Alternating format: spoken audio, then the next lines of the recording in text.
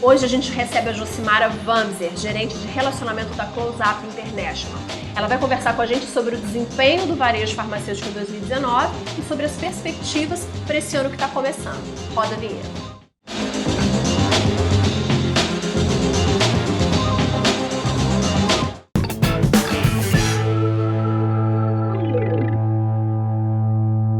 Olá, sejam bem-vindos. Estamos no ar com mais um Ed Farmácia e a pauta hoje é o desempenho do varejo farmacêutico em 2019 e as perspectivas para 2020. Mas antes, inscreva-se no nosso canal, deixe seu like, compartilhe esse conteúdo, mande a sua pauta, aquele recadinho que eu dou sempre. Para falar sobre esse assunto, a gente convidou a Josimara Wamser, que é gerente de relacionamento da Close Up International. A Close Up, para quem não sabe, audita o setor farmacêutico, apura esses dados. Josimara, seja bem-vinda, muito obrigada pela sua presença. Obrigada, Viviane, e principalmente pela lembrança da Close Up. Em nome da Close Up, agradeço a presença. Bom, vamos lá. A primeira pergunta que eu quero te fazer, o que todo mundo quer saber. Como foi o ano de 2019 para o varejo farmacêutico? Foi bom, foi ruim, foi mediano? Qual é a avaliação que a Close Up tem feito? Antes de responder como foi o mercado farmacêutico, acho que era importante entender o que aconteceu na economia brasileira, né? Porque em 2019 a gente começou com uma expectativa muito positiva, com a mudança de governo e com as reformas econômicas, né? Da Previdência e tributária. Acontece que isso tudo não aconteceu na velocidade prevista e a reforma da Previdência acabou ficando para o segundo semestre e a tributária vai acontecer agora em 2020, certo? Isso tudo acabou impactando um pouco no índice de confiança dos investidores, né? E segundo os economistas, o Brasil vai fechar com um PIB em torno de 1,17 em 2019. Mas tivemos também outros entraves aí, principalmente relacionados ao mercado externo, né? A Argentina, com uma crise que impactou nosso país por conta das exportações, a guerra comercial entre China e Estados Unidos, e como são os três principais parceiros comerciais do Brasil, acabam impactando na nossa economia, né? No entanto, a gente teve outros aspectos que foram positivos, né? Um patamar histórico de juros baixo, o menor da nossa história em termos de Brasil. Trabalhamos também com uma inflação muito controlada, né, e baixa, né? E no terceiro trimestre a gente tem percebido aí uma redução da taxa de desemprego, segundo o IBGE, e consequentemente um aumento do consumo das famílias. E o consumo das famílias é um fator muito importante no crescimento do PIB brasileiro.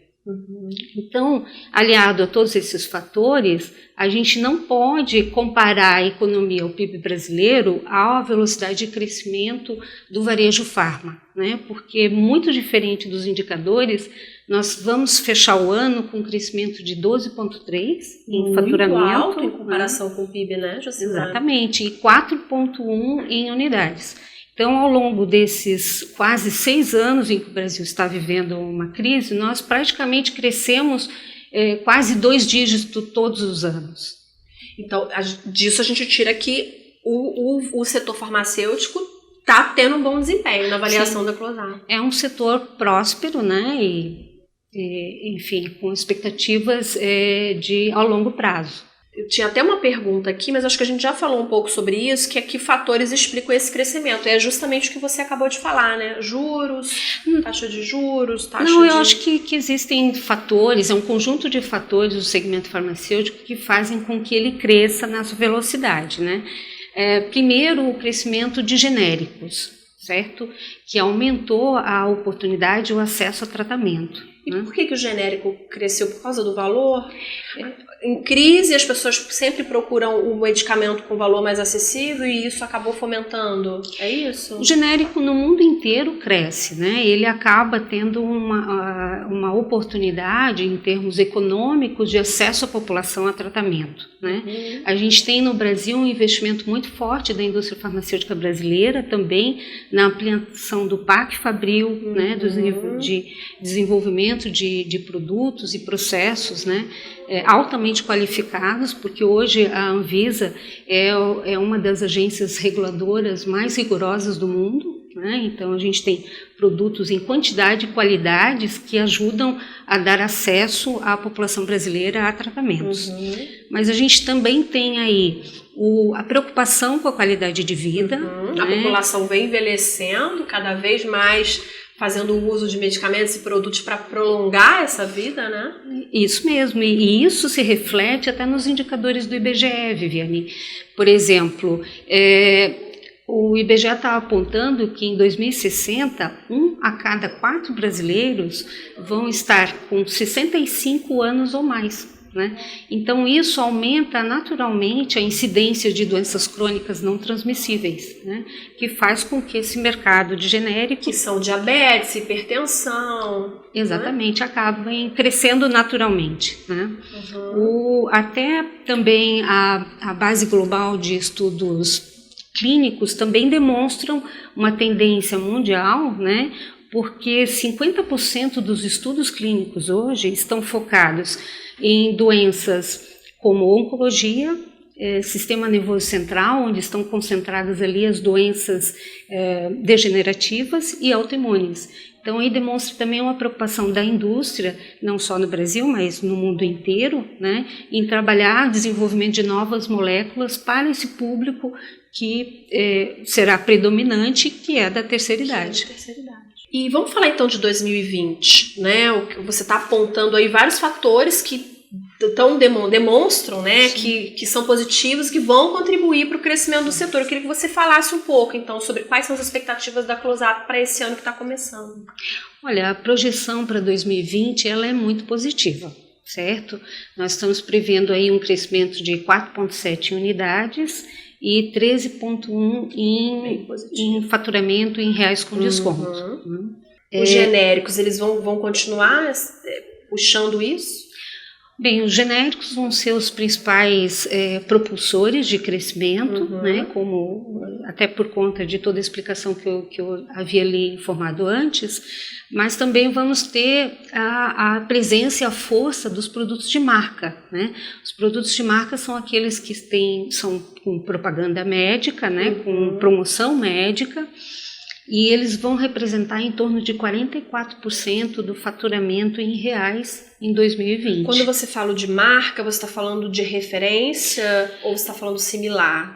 São todos os produtos que são tarjados, né, e que dependem de uma prescrição médica. Né? Então, eles compõem aí no cenário do varejo farmacêutico 44% do total do faturamento. E por conta do preço, eles vão continuar com a pressão por desconto, né? Isso pode acabar favorecendo a troca.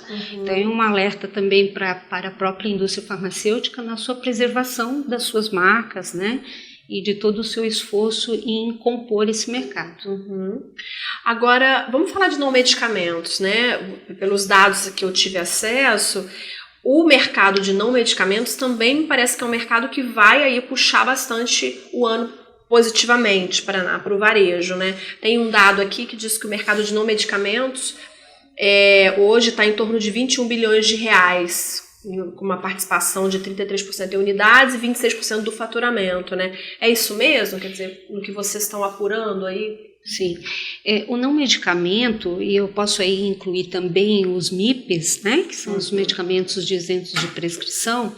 Então, só para esclarecer para o público, o não medicamento ele está cadastrado dentro da Close-Up como todos os produtos voltados à higiene, perfumaria e cosméticos, né, o HPC, fórmulas infantis, suplementos, equipamentos para medição de pressão, glicose, então uma série de itens, né, que compõem o não medicamento. Já os MIPs, que são os medicamentos isentos de prescrição, são os medicamentos que têm venda livre, fazem parte do autocuidado, né, e também fazem parte do portfólio de cuidado do farmacêutico, da orientação correta do uso desse medicamento dentro da farmácia. A composição dessas duas categorias representam quase 54% do total de unidades vendidas. Né? Então, é uma categoria de peso. É uma categoria de peso. Digamos que precisa, assim, de uma certa atenção do varejista, né? Sim. E ele, particularmente, são duas categorias que aceitam promoção, de ações de promoção junto ao público consumidor, né? Então é uma oportunidade bastante interessante para o varejista, né, de melhorar o seu mix, de ampliar a sua área de autosserviço ou de incluir aqueles pequenos varejos que ainda não tem, né, para buscar novas oportunidades dentro desse segmento. Você tá dizendo então que o varejista precisa dar mais atenção para essa categoria. Sim. Medicamentos que ela tem um potencial muito grande, é isso? É uma oportunidade, né? A gente tem exemplos aí em fórmulas infantis, né? Então, nos últimos anos, a indústria tem melhorado a sua distribuição, inclusive incluindo distribuidores especialistas no varejo farmacêutico, e a gente tem visto crescimentos bastante significativos, de 17%, 18%, né? Por conta dessa comodidade, oferecer mais comodidade ao consumidor. Então, a partir do momento em que aquele pequeno varejo também tem o produto que eu estava acostumado a comprar nos grandes centros ou em grandes redes, eu acabo ampliando o acesso, né, e, consequentemente, melhorando toda a cadeia, né, ou criando novas oportunidades. Josimar, eu queria falar um pouquinho antes da gente, nosso tempo já está começando a ficar apertado, mas eu queria falar um pouco do pequeno varejo, tá? Do varejo independente, do pequeno varejista, que ele é muito carente de informações e tecnologia, ele não tem o poder de fogo que a grande rede tem, ou que uma rede média tem. Então, eu queria te perguntar o seguinte, onde que esse pequeno varejista pode buscar ajuda ou recursos para potencializar o negócio dele? Então, nós temos uma empresa como a nossa, de avaliação de mercado, que conhece a informação, né, para ajudar a ter uma composição adequada de mix, de acordo com o perfil de cada ponto de venda, mas também existe a necessidade de uma integração entre a indústria e a distribuição. Por quê? Não basta ter o produto lá no ponto de venda, você precisa treinar essa equipe, né, capacitar de forma técnica para que quem trabalha no varejo conheça os benefícios do produto, né, consiga conhecer as necessidades do público-alvo e, principalmente, fidelizar esse cliente, né, nas suas marcas, enfim, no seu espaço geográfico. Para fidelizar, é importante conhecer esse novo, porque você falou, a gente conversou anteriormente, você falou, a Viane tem um novo perfil de consumidor. É importante conhecer esse novo perfil, né, Josimara, para poder acertar, né? Sim, claro, e você vê que o consumidor, ele mudou, ele tem mudado ao longo dos anos, né? Então, assim, a venda não é mais linear. Existem muitos multicanais de compra e tem vários fatores que interferem no poder de decisão do consumidor. Então, é necessário não só conhecer isso, né, mas também mudar o seu processo, porque fórmulas que foram sucesso há muitos anos atrás, e às vezes até nos dias de hoje, talvez não sejam mais possíveis num mundo de transformação digital, né? Até na área de comunicação, você tem que conhecer quem são as personas do meu negócio, né? Então, isso é um fator muito importante na hora que eu for investir em comunicação. Eu tenho que saber com quem eu vou me comunicar, de que forma eu vou me comunicar. Josimara, infelizmente nosso tempo acabou, o papo foi ótimo, mas qual é a sua dica, o seu recado final para quem está nos assistindo? Olha, o segmento farmacêutico é um segmento com muitas oportunidades, né? Então a dica é use aquele tripé: produto, pessoas e processos. Se você souber gerenciar bem isso, com certeza o sucesso virá em 2020. Obrigada. Foi ótimo, viu, conversar com você. Gente, obrigada pela companhia, espero que vocês tenham gostado. Aproveitem as dicas da Josimara, 2020 promete ser um ano maravilhoso, viu? E a gente se vê na próxima terça. Obrigada, tchau, tchau.